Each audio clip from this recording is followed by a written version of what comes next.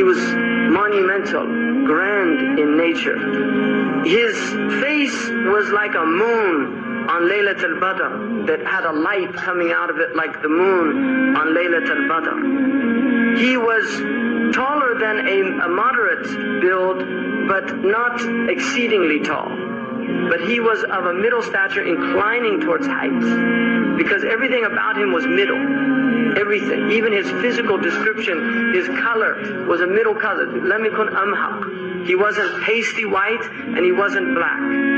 He was a color like what we call the harvest moon. And his hair was neither straight nor curly. It was wavy. It was middle.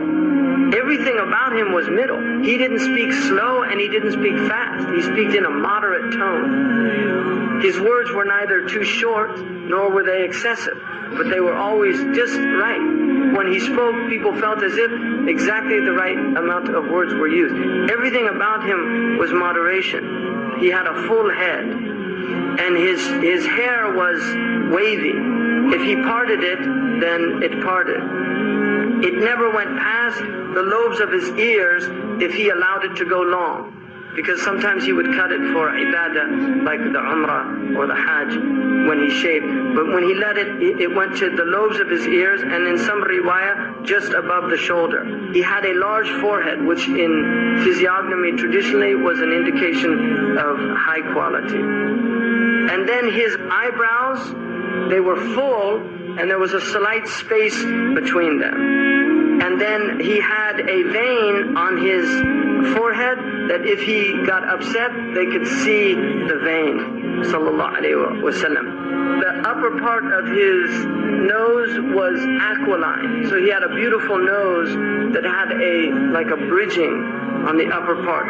And his eyes were very dark. Sahl al-Khaddain. He had a high, beautiful cheek. He had a mouth that was full, so that when he spoke, his pronunciation was perfect. His teeth were beautiful. There was slight space in the teeth. He had a light hair on his chest.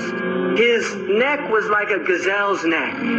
He had a beautiful neck and a high neck. It had like a beautiful, like a silvery clarity to it. He was balanced in all of his outward aspects. Badinan, he had a strong build, mutamasikan, and it was all perfectly formed. His stomach and his chest were equal. He never had a large stomach. He had no punch.